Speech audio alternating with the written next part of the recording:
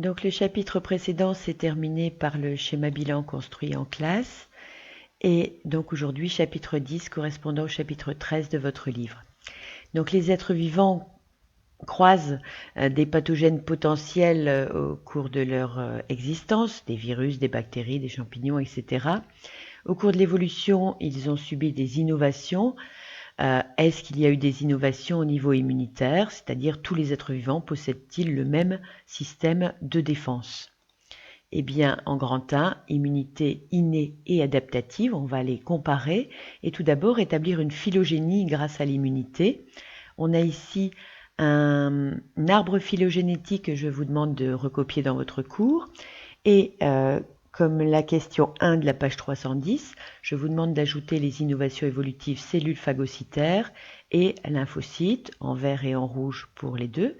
Il faut donc utiliser les documents qui sont en face, lymphocytes et granulocytes pour des grenouilles, des lymphocytes pour une poule, mais pas de lymphocytes pour une lamproie, ni pour un termite, ce qui nous amène à placer donc l'innovation évolutive lymphocyte ici ou là, c'est-à-dire sur le même rameau que les vertèbres, puisque seuls les vertébrés possèdent des lymphocytes.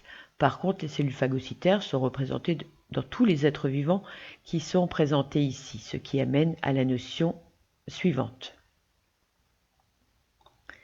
Grand B, une action plus spécifique pour l'immunité adaptative que l'immunité innée. On a ici des salmonelles qui peuvent nous infecter quand on mange des œufs ou du poulet contaminés. Alors, 2 souches de salmonelle ont été utilisées pour l'expérience, la souche 1 et la souche 2. Si on a stimulé des macrophages avec ces 2 souches et qu'on affecte une souris avec la souche 1, on constate que la concentration de molécules inflammatoires est la même, pareil dans l'autre sens. Donc on en déduit que l'immunité innée est non spécifique. Innée parce que macrophage. Par contre, tout à fait différent, la même pratique, stimulation des lymphocytes par une espèce et une autre, lorsque l'on met S1, ça marche bien. On a une prolifération cellulaire pour S1, mais pas pour S2. Ce qui veut dire que l'immunité adaptative, cette fois, elle est spécifique. Ce qui amène à la notion suivante. Et à la question, donc, quelles cellules ou molécules interviennent dans cette immunité adaptative? D'où le grand 2, cellules et molécules de l'immunité adaptative. Réponse à une infection virale, la grippe, par exemple. Alors, le virus de la grippe, comme tout virus, c'est une cellule extrêmement protégée. Donc, vous avez sa membrane plasmique représentée en violet ici, mais vous avez toute une couche de protection qu'on appelle la capside, les protéines de capside là, qui sont serrées les unes contre les autres, des protéines accessoires, des protéines externes qui vont lui permettre de s'accrocher à la cellule hôte,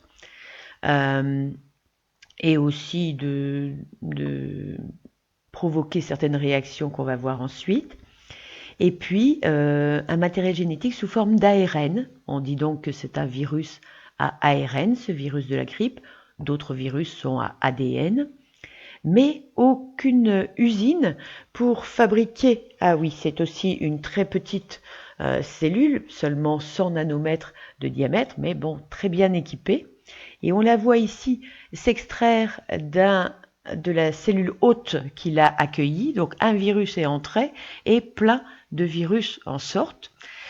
Pourquoi? Parce que ce virus a utilisé la machinerie cellulaire, c'est-à-dire les ribosomes, l'appareil de Golgi, le réticulum endoplasmique, pour fabriquer plein de protéines dont il a besoin pour sa structure, des enzymes, des hémagglutinines, etc., mais aussi des ARN qui le constituent, et ceci à partir de son propre ARN, c'est 8 molécules d'ARN qui constituent son génome.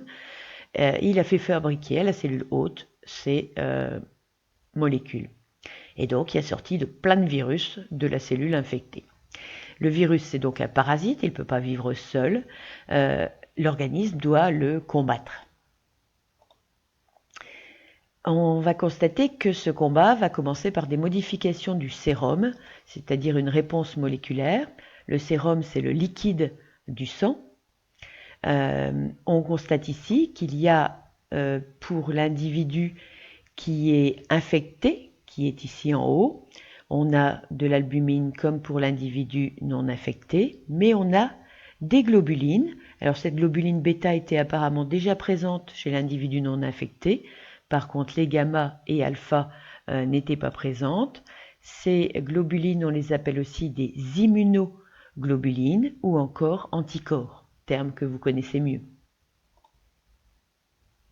On a également une réponse qui est cellulaire. On a ici une expérience où, en fonction du temps, on note le nombre de cellules immunitaires de différents types. On a tout d'abord, dans un premier temps, les cellules impliquées dans la réaction inflammatoire, qui est précoce, c'est-à-dire que dès les premières heures après l'entrée du virus ou de l'élément étranger, on a des macrophages et des granulocytes dont la quantité augmente fortement, et après, ça diminue très vite. Par contre, les cellules impliquées dans l'immunité adaptative vont apparaître plus tardivement et surtout vont être conservées plus longtemps. C'est le cas des lymphocytes, donc vous voyez que leur augmentation est plus lente, mais ils se maintiennent à un niveau élevé beaucoup plus longtemps que les cellules de la réaction inflammatoire. On voit ici le détail. On a des lymphocytes T CD8, des lymphocytes T CD4 et enfin des lymphocytes B. Ce qui nous amène à nous poser la question, comment expliquer ce délai qui est nécessaire pour qu'une immunité cellulaire acquise se mette en place. Donc grand B, les anticorps, ce sont les molécules de l'immunité adaptative. Qu'est-ce que c'est? Comment elles agissent? Alors ce sont des molécules qui sont spécifiques. Vous allez le démontrer grâce au TP Uchter-Leny. Alors vous allez avoir une boîte contenant de la gélose, ou alors vous allez fabriquer la gélose, on verra. Et dans cette gélose, vous allez creuser des puits dans lesquels vous allez placer au centre un anticorps et autour différents antigènes possibles pour montrer la spécificité entre l'anticorps et un seul antigène correspondant. On a ici mis dans le puits central du sérum de lapin immunisé avec de l'albumine de bœuf.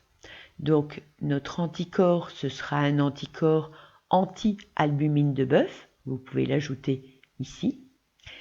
Et les antigènes différents sont un sérum de chèvre, un sérum de cheval, de bœuf, etc. Vous voyez qu'il y a une réaction dans deux cas, ici et là. On parle d'arc de précipitation, c'est-à-dire de complexe entre antigènes et anticorps. En effet, les molécules vont pouvoir diffuser dans la gélose dans tous les sens. Donc ici au centre, ça diffuse tout autour. Ici, ça diffuse tout autour. Et si en se rencontrant, ils se forment un complexe, ça se matérialise par un arc de précipitation. Ces arcs de précipitation s'appellent aussi des complexes immuns, du terme d'immunité. On constate qu'il y en a ici deux. L'un avec le puits numéro 6, c'est-à-dire l'antigène albumine de bœuf purifié, ce qui est tout à fait normal puisqu'on avait injecté au lapin de l'albumine de bœuf, mais aussi ici avec du sérum de bœuf, bien évidemment aussi puisque le sérum de bœuf contient de l'albumine de bœuf. Vous allez également démontrer d'une autre façon, grâce au logiciel Rastop, la spécificité des anticorps.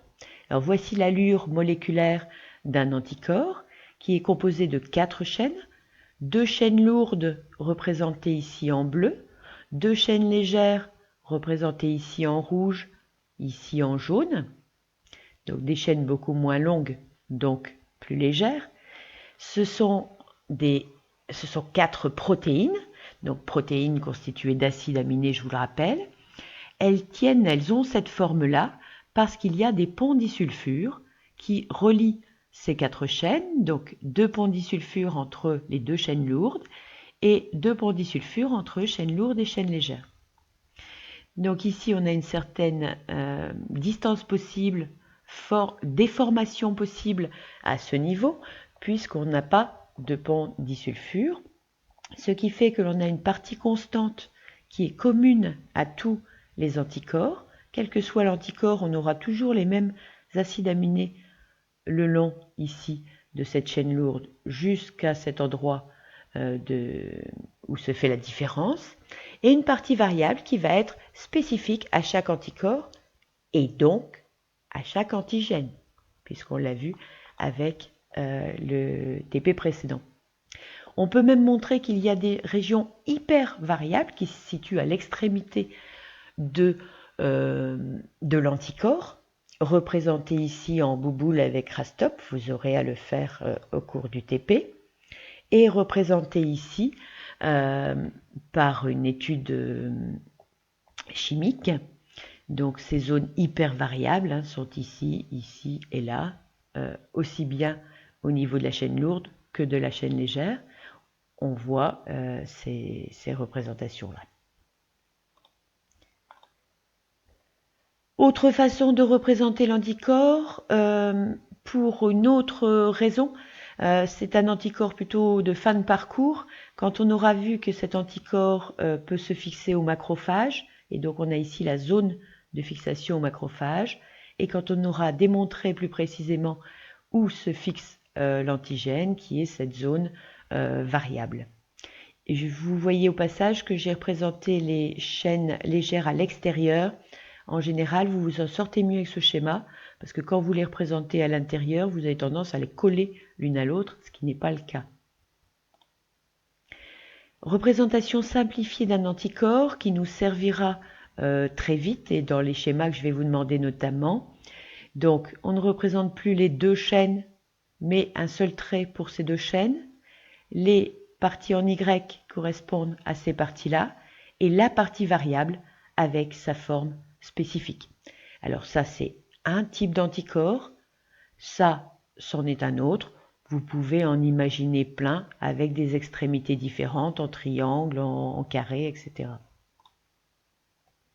On revient sur notre résultat d'Ouchter-Lony et on peut donc conclure que nos arcs de précipitation sont des complexes humains qu'on peut maintenant représenter avec l'agresseur qui est le virus.